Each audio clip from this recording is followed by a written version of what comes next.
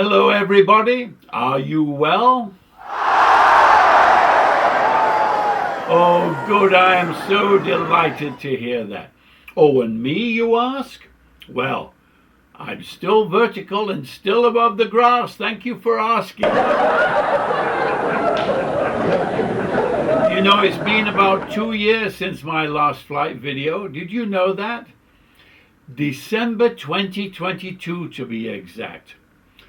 And I have to apologize for not making any more flight videos. But the truth is, my health was taking a turn for the worse, so I had to stop. I am in my 80s, you know. Now in February 2023, things really caught up with me, and during Mass one morning, I actually collapsed. So life changed, and now I have limitations on what I can and what I cannot do. So I hope you will understand. But I'm back today with some news that I really wanted to share with you.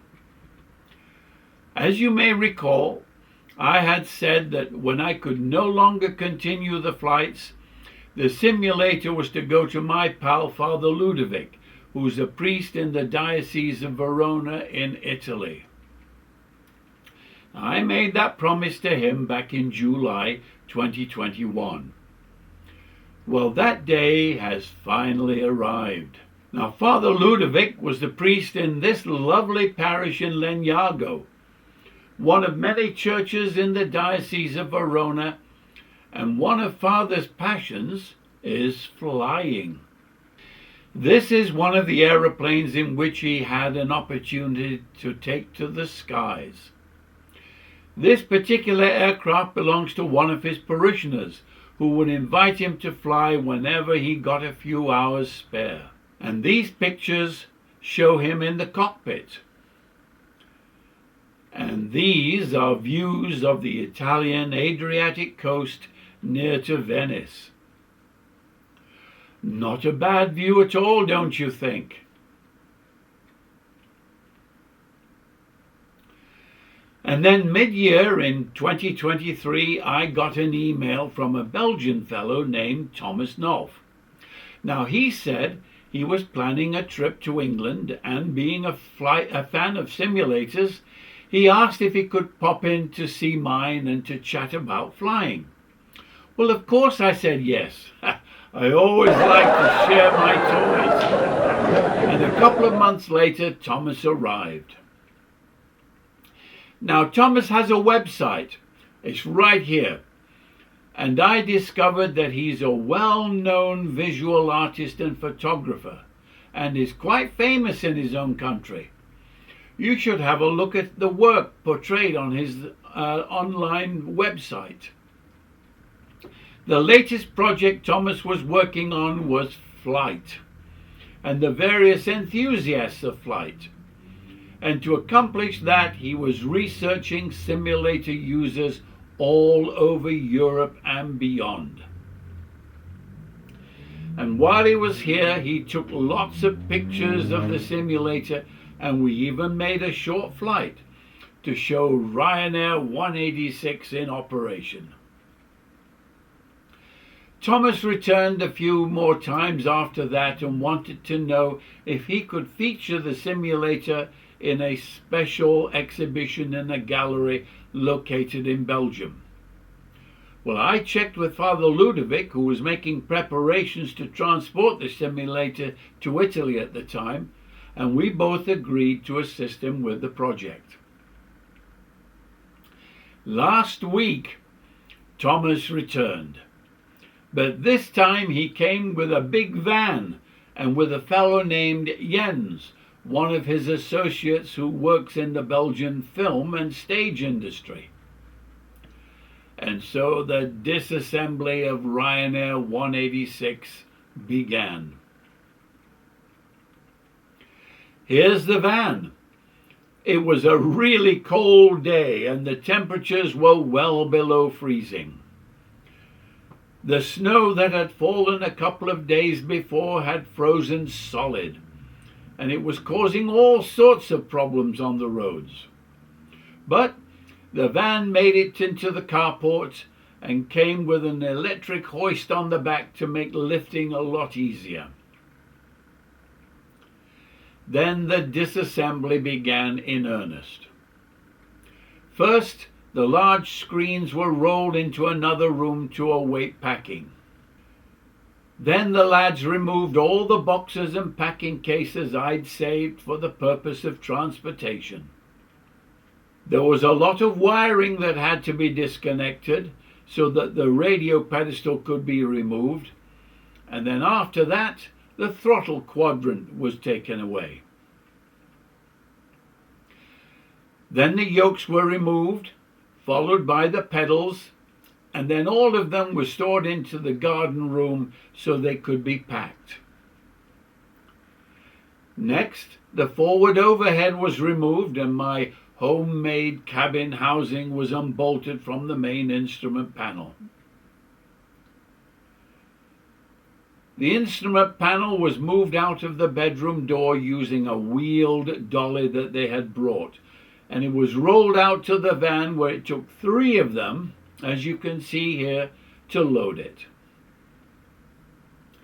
Now this is a view of Ryanair 186 you've never seen before, with all the wiring dangling about. Oh, and that's Jens up there who's checking out the glare shield. Then the first of the monitors was loaded on in the original shipping box, and then everything else followed. Rolls of material, everything that they could find and that was loose.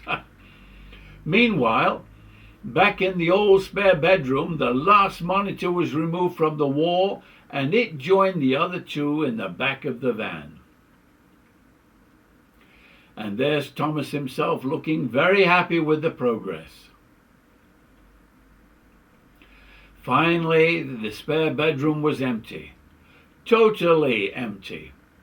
Everything had to be loaded onto the van because Thomas has a very special and unique demonstration in mind for the simulator in the exhibition gallery.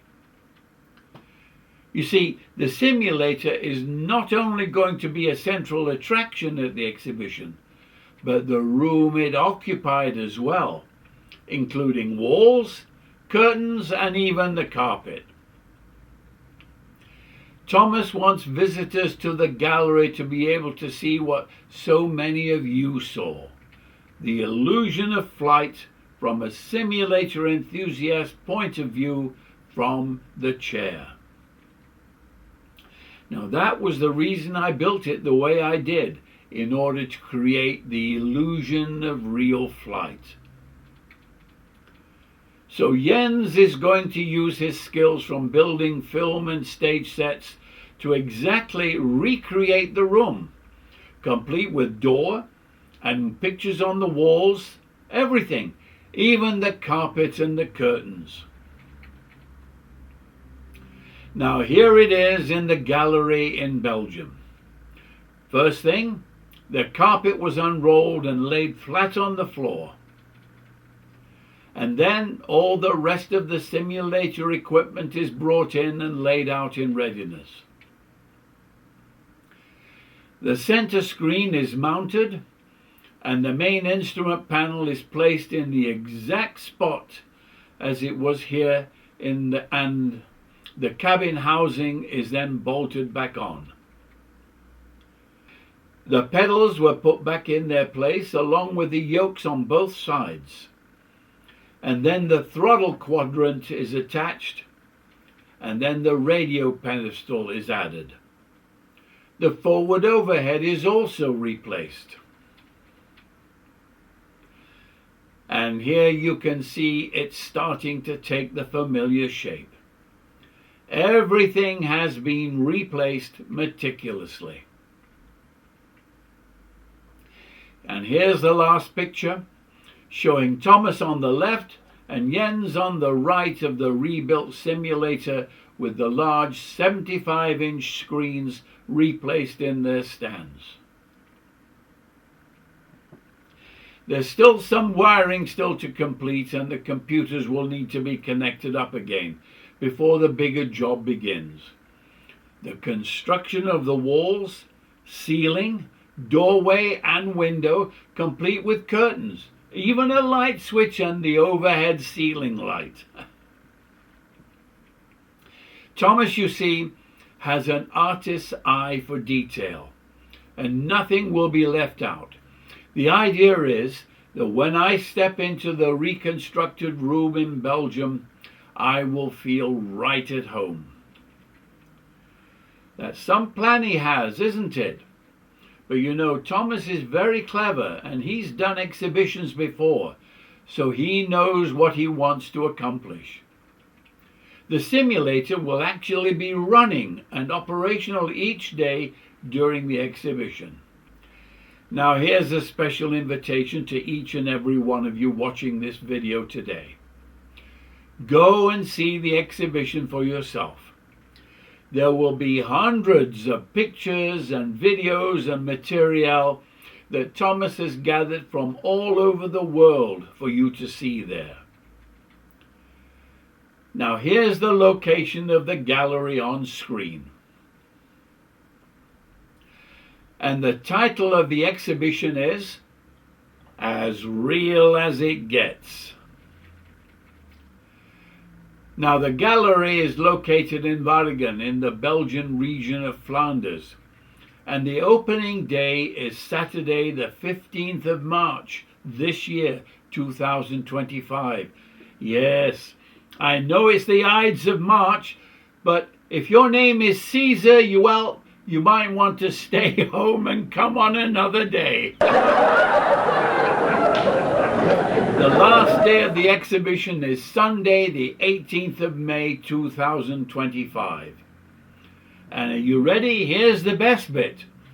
Entry is free. It's a free exhibition. Now here's the website link to the gallery so you can read more about the exhibition, and also you can learn more about Thomas Nolf, the brilliant photo artist behind it all. Well, that's it. The bedroom is empty and I'll need to do a little decorating in there before I can move some furniture back in. But Ryanair 186, well, it's now in Belgium.